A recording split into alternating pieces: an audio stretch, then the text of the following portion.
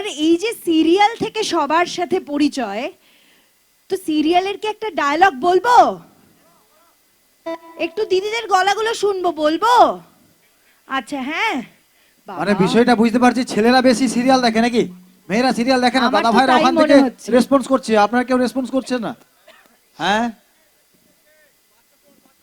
বাচ্চা চোর? দেখো কার সিরিয়াল বাচ্চা দেখো, চুরি সুযোগ পাও। হয়েছে? গীতার তো আমি বাচ্চা চুরি করিনি। এই রে, উনি আমাকে দোষারোপ করবেন বলে মানে- একটা দোষ খুঁজে রেখেছেন আজকে। না, আমি গীতার বাচ্চা চুরি করিনি। গীতার বাচ্চা হয়েছে, সিরিয়াল শেষ হয়ে গেছে। কি করব? কিন্তু হ্যাঁ, গীতা এলএলবিতে আমি যা করেছি সেইটুকু সবার জন্য আমি বলতে পারি। এই যে আজকে গীতাতে আমি যখন এলাম টিপ চ্যাটার্জি রূপে, তখন টিপ কিন্তু গীতাকে মোটেই পছন্দ করতো না। কারণ যখন টিপ বুঝতে পারলো যে তার জীবনের ভালোবাসা, তার জীবনের প্রথম ভালোবাসা, যাকে সে মনে করেছিল যে সে মন প্রাণ দিয়ে ভালোবাসে, তাকে যখন সে কেড়ে নিতে চাইলো, সে কিন্তু মোটেও ভালোবাসলো না গীতাকে। তো গীতাকে যখন টিপ একটা অফার করেছিল, আশা করি সবার মনে আছে, সেই ছোট্ট একটা পোর্শন আপনাদের সবার জন্য।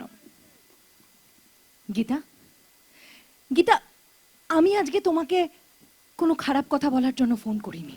আমি শুধু আজকে তোমাকে ফোন করেছি একটাই কথা বলার জন্য। চলো না, চলো না, আমরা দুজন মিলে একটা বাজি লাগাই। যে জিতবে সঞ্জয় তার। কারণ আমি জানি না সঞ্জয় না স্বস্তিকও, আমি জানি না ওকে, কিন্তু আমি শুধু এইটুকু জানি যে যে মানুষটাকে আমি ভালোবেসেছি, যে মানুষটাকে জীবনে প্রথমবার যার হাত ধরে আমার মনে হয়েছে যে এই মানুষটা আমার পৃথিবী, সেই মানুষটাকে আমি এইভাবে কেড়ে নিতে পারবো না। আর আর সে যদি তোমাকে তোমাকে ভালোবাসে, তোমার হয়, তাহলে সে তোমার কাছে ফিরে যাবে। তাহলে তার আগে আমরা একটা বাজি লড়বো, ভালোবাসার বাজি। যেই বাজিতে যে হারবে তাকে সারা জীবনের মতো, সঞ্জয় হোক বা স্বস্তিক, তার জীবন থেকে চলে যেতে হবে। কি গীতা, তুমি রাজি তো? তুমি রাজি তো আমার এই বাজিতে? বলো না, বলো। আমি টিপ চ্যাটার্জি তোমাকে কথা দিচ্ছি, কারণ টিপ চ্যাটার্জি যে কথা দেয় সেই কথার থেকে কখনো মুখ ফিরিয়ে নেয় না। আমি টিপ চ্যাটার্জি তোমাকে কথা দিচ্ছি যে আমি নিজের হাতে আমার ভালোবাসাকে তোমার হাতে তুলেও দিতে পারি, আবার তোমার গলা টিপে মেরে ফেলে নিজের ভালোবাসাকে তোমার কাছ থেকে কেড়ে নিয়ে আসতেও পারি। কারণ আমার নাম টিপ চ্যাটার্জি, আর টিপ চ্যাটার্জি কোনোদিনও হারেনি। Thank you so much. Thank you. তবে আমাদের Thank you. সন্ধ্যের থেকে অপেক্ষা একদম সেটা স্বয়ংসম্পূর্ণ হয়েছে, তাই তো? সে অপেক্ষা সার্থকতা পেয়েছি, কারণ আমরা দিদি ভাইয়ের গান শুনলাম, দিদি ভাইয়ের অনুষ্ঠান দেখলাম, এবং আজকে সরাসরি অভিনয় দেখলাম, তাই তো?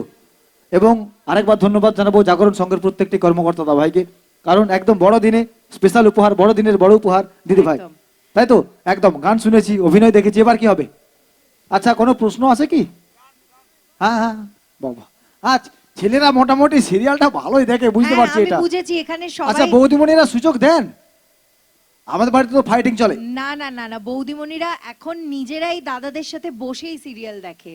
দাদারা বলে যে ঠিক আছে, ফোনে তো খবর দেখে নিচ্ছি, সিরিয়ালটা না হয় তোমাদের সাথে বসেই দেখি। এটা আমি এখানে এসে বুঝতে পেরেছি। থ্যাংক ইউ এখানে সব দাদাদের। বৌদিদেরকে স্পেশাল ধন্যবাদ। একদম একদম, এবং এই বৌদিমণির ক্রেডিটটা মুখে তো কি হাসি বাবা, বৌদিমণিদের কাছেই থ্যাংক যায়। ইউ। বৌদিমণির মুখে কি হাসি, বলছে হ্যাঁ দাদাদেরকে সুযোগ দিই সিরিয়াল দেখার জন্য। Thank you thank you thank কিন্তু ইউ। আমার মনে হয় আরেকটা নাচের গান কি সবাই হবে? সবার জন্য কি হবে? মানে সবাই কি একটু নাচবে? তাহলেই গান গাইবো, হবে না? আমি নেচে দেখাবো? আমি তো নাচছি, তোমরাই তো কেউ নাচতে পারো না। তোমাদেরকে নাচ শেখাবো আমি, দাঁড়াও, লাস্টে যাওয়ার আগে তোমাদের একটু নাচ শিখিয়ে দিয়ে যাব। কিন্তু একটা কি গান হবে? আর না হবে না, বাড়ি চলে যাব। যা, সবাই বাড়ি চলে যাচ্ছে, আমিও বাড়ি চলে যাই। চলে যাই বাড়ি? ঠিক আছে, চলো। যে মানে আজকে এই ঠান্ডার মধ্যে সবাই যে আমার জন্য আছো, এই জন্য আর একটা নাচের গান আমরা গাইবো, তারপর আমরা নাচ করব। না, তবে এটা কেবলমাত্র গোপীনাথপুরের মানুষের পক্ষেই সম্ভব, তাই তো? একদম গোপীনাথপুরের মানুষ সংস্কৃতি প্রবণ মানুষ, এখানকার দাদারা সবাই সবাইকে হিংসে করছে, কেউ হাততালি দিচ্ছে না। যা, এরকম করলে হয়? এত সুন্দর নাচলো আপনাদের এখানকার মানুষজন।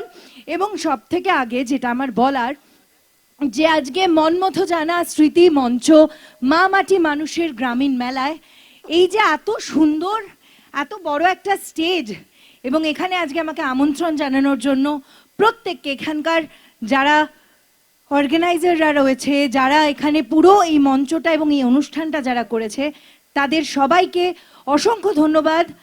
ঈশ্বরের কাছে এটাই কামনা করি যেন পরবর্তীতেও আরো বড় অনুষ্ঠান হয় এবং এইভাবেই যেন এই মেলা সাকসেসফুল হয়।